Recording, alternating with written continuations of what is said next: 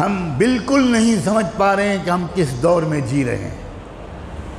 صاف صاف لفظوں میں آپ کے پورے احترام کے ساتھ عرض کرتا ہوں، اللہ کی طرف سے چھٹائی کا عمل تیز رفتاری کے ساتھ چل رہا ہے۔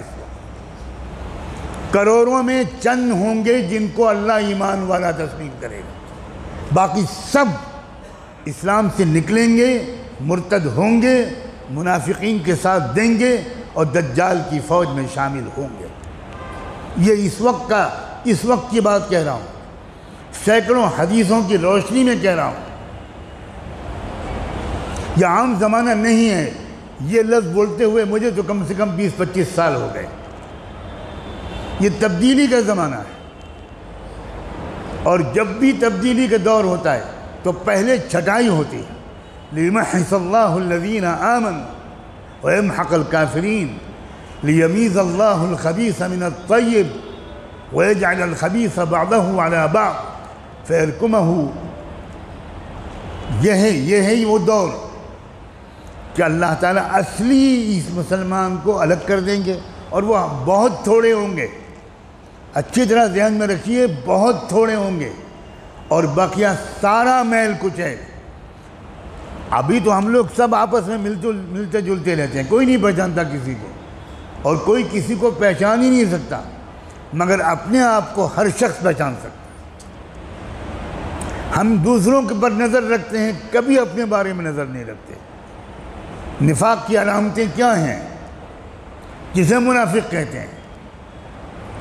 مومن کبھی ڈرتا نہیں حالات سے، مومن کبھی کسی حکومت سے ڈرتا نہیں ہے، اس لیے کہ جو اللہ سے ڈرتا ہے وہ کبھی کسی مخلوق سے نہیں ڈر سکتا، اور جو مخلوق سے ڈرتا ہے یہ علامت ہے کہ اس نے ابھی اللہ کو پہچانا ہی نہیں، نہ اللہ کی قدرت کو پہچانا، نہ اللہ کی صفت عدل کو پہچانا، نہ اللہ کی صفت قہاریت کو پہچانا، نہ اللہ کی صفت ذوالجلال والاکرام کو پہچانا، کچھ نہیں پہچانا۔ ہم نے اللہ کو پہچانا ہی نہیں۔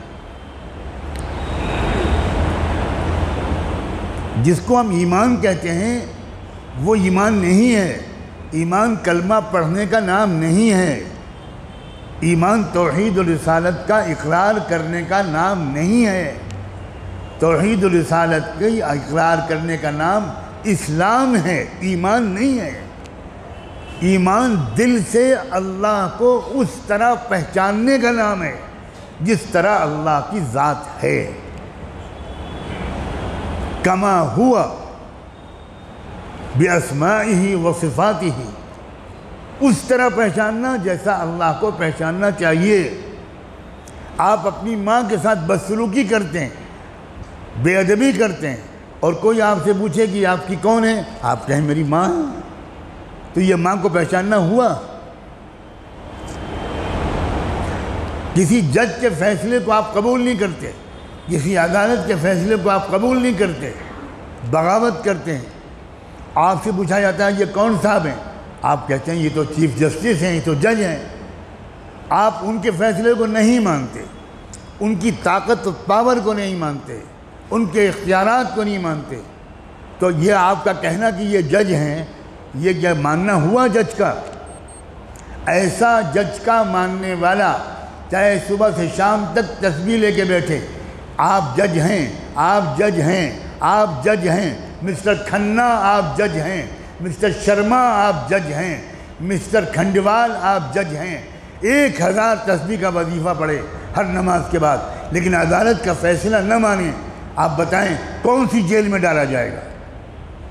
کیا اس کو ملک کے خلاف بغاوت کی سزا نہیں دی جائیں گی؟ کیا دیش دروہ کا مقدمہ اس کے اوپر نہیں چلایا جائے گا؟ آپ کہہ رہے ہیں میں تو مانتا ہوں کہ آپ جج ہیں۔ کیسا ماننا؟ اللہ کو ویسا ماننا جیسا اللہ کو ماننا چاہیے، اس کو ایمان کہتے ہیں۔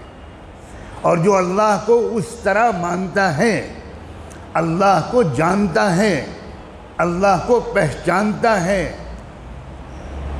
جس طرح اللہ کے پہچاننے کا حق ہے، اس کو ایمان کہتے ہیں۔ اور ایسا شخص کبھی خوفزدہ نہیں ہوتا، کبھی مایوس ہو ہی نہیں سکتا۔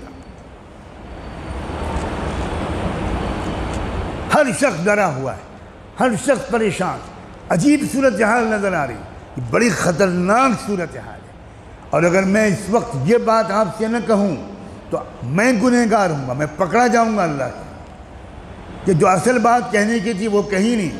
تم تو حضرت نوح علیہ السلام کا قصہ سنانے لگے، تم تو کتے کا رنگ بتانے لگے کہ اصحاب کہف کا کتا کس رنگ کا تھا، تم تو بتانے لگے کہ نوح علیہ السلام کی کشتی کتنی بڑی اور لمبی اور چوڑی تھی۔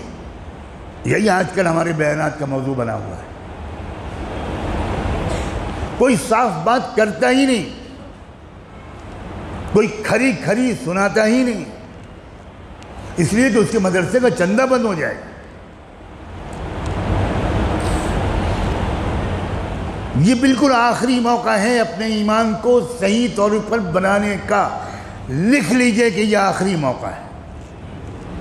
بہت تیزی کے ساتھ اللہ نے نفاق کو امت مسلمہ کے اندر سے منافقین کو کان پکڑ کے باہر پھینکنے کا سلسلہ شروع کر دیا۔ مسلمان حکومتیں مرتد ہو رہی ہیں، مرتد ہو رہی ہیں، میں لفظ بول رہا ہوں مرتد ہو رہی ہیں۔ یہ ارتداد کی وہ لہر ہے جس کو سمجھ ہی نہیں پا رہے لوگ۔ ہم